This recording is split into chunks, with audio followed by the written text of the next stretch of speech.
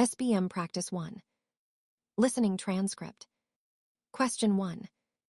Last weekend, our class took a trip to the science center in town. At first, I thought it would be boring, but the exhibits were actually quite fun. We were divided into groups, and each group had a guide. Instead of following our class teacher, I ended up with the center's young intern who had just finished university. He showed us how to create small electric circuits and even let us try a virtual reality space ride. My favorite part was the planetarium show, where we learned how to recognize constellations in the night sky. Question 2. I started using this fitness app 3 months ago because I wanted to be more active. When you open it, you can choose whether you're walking, running, or cycling, and it records how far you go each day. There are simple home workout videos too, but I rarely use those. What really keeps me motivated is the step counter. If I reach 10,000 steps, the app sends me a little trophy on the screen. It sounds childish, but seeing that tiny trophy makes me want to beat my record the next day. Question 3. When people ask me what I do for a living, they usually imagine that I just sit in an office. In reality, I spend most of my day on the road. I collect parcels from the warehouse early in the morning, scan them into my handheld device, and then follow a delivery route around the city. Some customers ask me to leave the package with their neighbor. Others insist on signing for it themselves. It can be exhausting climbing stairs in apartment blocks, but I enjoy seeing different neighborhoods and meeting new people every day. Question 4. Good morning, Puen. I wanted to explain why I didn't hand in my history project yesterday. On Sunday night, my younger brother accidentally spilled water on my laptop while I was finishing the final slides. At first, I thought the files were gone forever, but my cousin helped me recover most of them last night. I've already retyped the missing parts and printed the report. I know the delay is my responsibility, so I understand if you need to deduct some marks, but I really hope you'll still accept my work today. Question 5.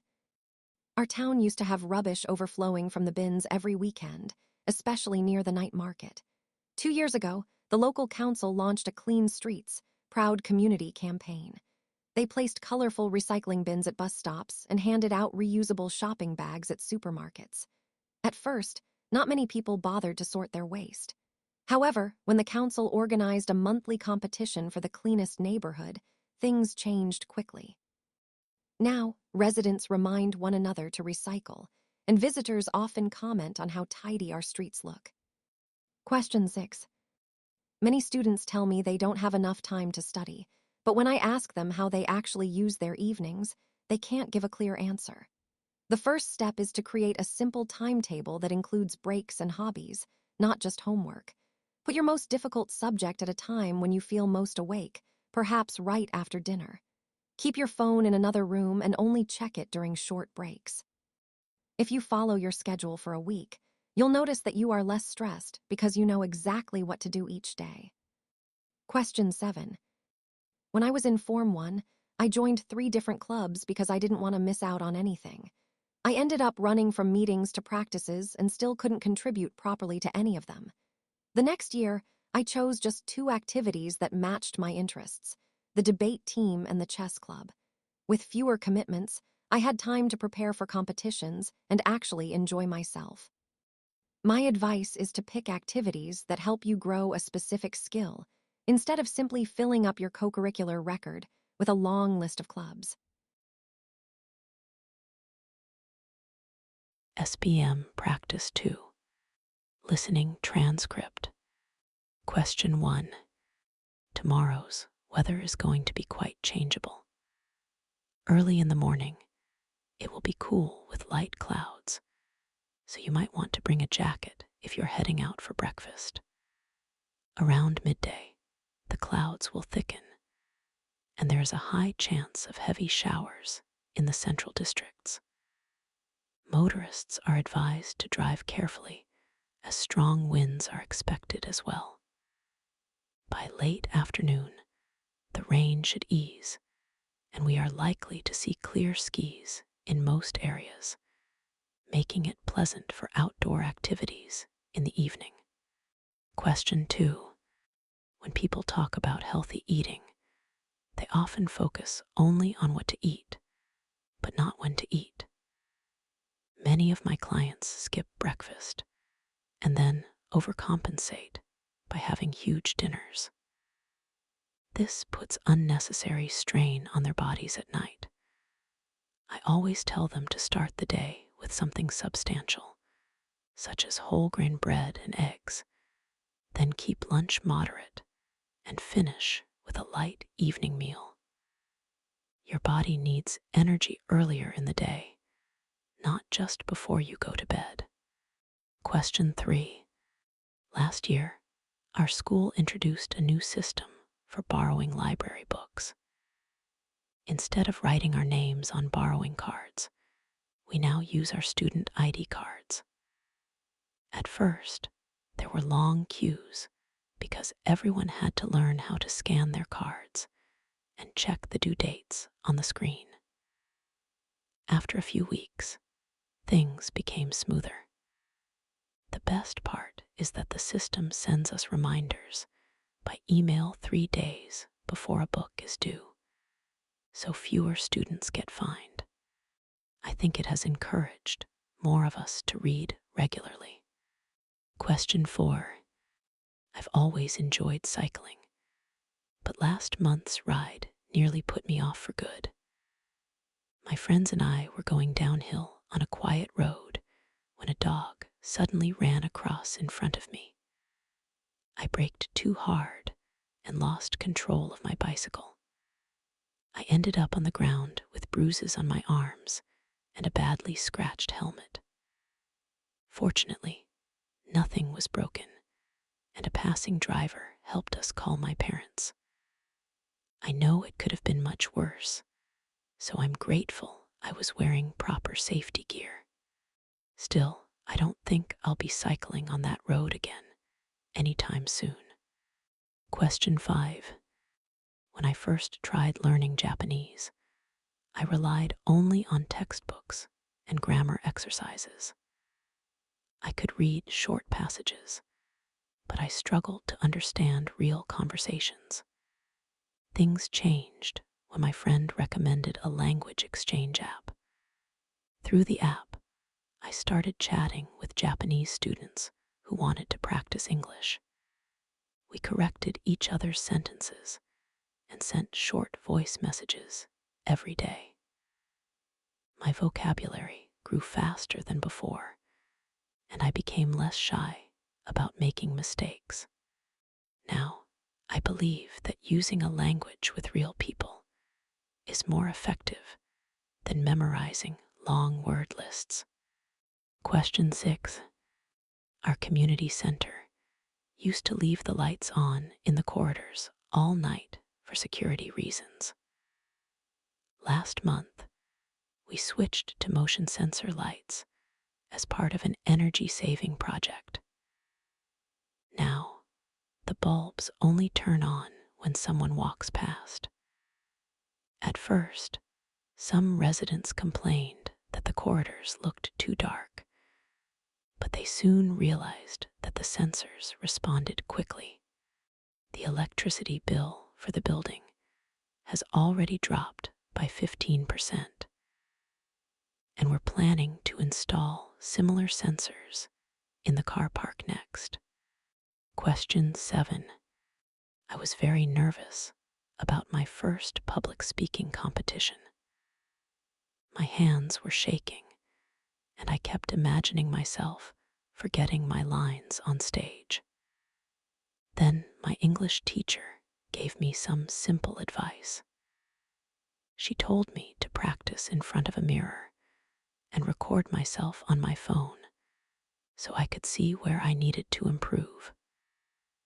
She also reminded me that the audience wanted me to succeed, not fail. After a week of practice, I still felt butterflies in my stomach, but once I started speaking, the words came more naturally. I didn't win first place, yet I walked away feeling proud of myself. SPM Practice 3. Listening Transcript. Question 1. Our school canteen recently introduced a pre-order system for recess. Instead of queuing up and hopping our favorite food is still available, we can now place our orders using a simple form in the morning. We write our names, class, and what we want to eat, then drop the form into a box near the counter. During recess, there's a separate line where we just pay and collect our food. At first, I thought it would be troublesome, but it has actually saved me a lot of time. I no longer have to rush through my meal or be late for my next lesson. Question 2. My neighbor runs a small online business selling handmade soap. When she first started, she only relied on word of mouth and a few social media posts. Recently, she began using short videos to show how each bar of soap is made, from mixing the ingredients to cutting the final pieces. She also replies politely to customers' questions in the comments. Since then, her orders have almost doubled. She told me that people like seeing the process because it makes them trust the quality of her products. Question 3. During my first semester at university, I found it difficult to stay focused in large lecture halls. There were more than 100 students in some classes, and it was easy to get distracted by my phone or my friends. One day, I decided to sit in the front row and take notes by hand instead of typing on my laptop. Surprisingly, I understood the lessons much better. Writing things down forced me to listen carefully and summarize the main ideas. Now I still use my laptop for assignments, but for lectures, I stick to pen and paper. Question 4. Last month, our residential area experienced a brief water supply interruption. It was only supposed to last for 6 hours, but it stretched into almost a full day. My family had stored a few buckets of water, yet we still had to be careful with every drop. We postponed doing the laundry and used the same water to rinse dishes after washing them. When the taps finally started running again, I realized how much I usually took clean water for granted. Since then, I've been more mindful about turning off the tap while brushing my teeth or soaping my hands. Question 5. As a part-time tutor, I meet many students who say they hate certain subjects. When I ask them why, they often describe one bad test or a teacher they couldn't get along with. I try to change their mindset by breaking the subject into smaller sections and celebrating small improvements. For example, if a student struggles with mathematics, we focus on mastering just one type of question at a time. When they manage to score better on that topic, their confidence slowly returns. I've learned that patience and encouragement can change how students feel about learning. Question 6. My uncle works as a tour guide in a popular island resort. Before the pandemic, his days were filled with leading groups to waterfalls and taking them snorkeling. When travel restrictions were introduced, most of his bookings were canceled and he had almost no income. Instead of giving up, he started offering virtual tour, using videos and live sessions to show people the island from their homes. It didn't earn as much as his usual job, but it kept him connected to his work and helped him stay positive until tourists returned. Question 7. I recently joined a community cleanup at the beach near my town. At first, I thought we would only be picking up plastic bottles and food wrappers. However, we also found fishing nets, broken toys, and even old shoes buried in the sand. The organizers explained how rubbish thrown into rivers can eventually end up in the sea. After 3 hours, we had collected dozens of bags of waste, yet the shoreline still wasn't perfectly clean. The experience made me realize that caring for the environment is not a one-day event, but a habit we need to maintain every day. SPM Practice 4. Listening Transcript. Question 1. Our school recently organized a charity run to raise funds for a children's hospital. At first, I joined because my friends signed up and I didn't want to feel left out. We trained together after school, jogging slowly around the field. On the day of the event, I was surprised by how many people turned up, including parents and former students. Halfway through the run, I felt tired and wanted to stop, but seeing everyone pushing themselves kept me going. Crossing the finish line wasn't about getting a medal for me. It was about knowing that our effort would help children who needed medical treatment. Question 2. My father loves listening to the radio while driving, but I could never understand why. I used to prefer streaming music on my phone. One day, he asked me to choose the station, so I started exploring different programs. That's when I discovered a late-night show where callers share their personal stories and ask for advice. I was amazed by how supportive the host and listeners were. Now, when we travel long distances, I actually look forward to tuning in. It makes the journey feel shorter, and sometimes I even forget to check my social media. Question 3. During the school holidays, I worked part-time at a small bookstore. My main job was to arrange new arrivals on the shelves and help customers find what they wanted. At first, I thought it would be simple, but remembering where every category was kept took some practice. One afternoon, a boy came in looking for a present for his younger sister who didn't like reading. Instead of recommending a thick novel, I suggested a comic-style science book with colorful pictures. A week later, he returned to tell me that his sister loved it. That moment made me realize how satisfying it is to match the right book with the right reader. Question 4. Last weekend, my cousins and I helped our grandparents clear out their old storeroom. We expected to find nothing but dusty boxes, but instead we discovered stacks of photo albums. There were black and white pictures of our grandparents when they were teenagers and colorful prints from family trips long before we were born. My grandfather sat down with us and explained who each person was, telling funny stories about their school days and how they first met. I'd heard some of the stories before, but seeing the photos made everything feel more real. It was like stepping into a time machine. Question 5. I've always been shy about asking questions in class.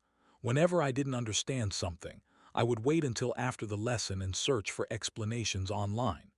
Recently, our new mathematics teacher introduced a question box at the back of the classroom. We can write our questions on small slips of paper without putting our names, then drop them into the box. At the end of each week, she spends a few minutes answering them. I finally wrote about a topic I had been confused about for months. Hearing the explanation in front of everyone made me realize that many classmates had the same problem, and I wasn't alone. Question 6. My older sister started a small vegetable garden on our balcony during the lockdown. At first, I laughed at her tiny pots of soil. I didn't think anything would grow in such a narrow space.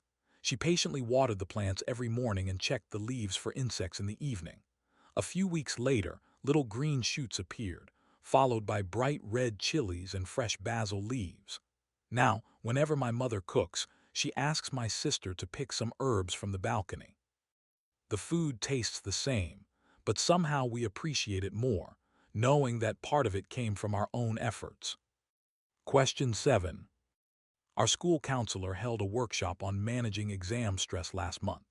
I expected a long, boring lecture, but she began by asking us to list 3 things that made us anxious. Many students mentioned fear of disappointing their parents and comparing themselves with friends. The counselor then taught us simple breathing exercises and suggested that we set realistic goals instead of chasing perfect scores. She reminded us that asking for help is a sign of strength, not weakness. After the session, I still felt nervous about exams, but I no longer felt like I had to face the pressure alone.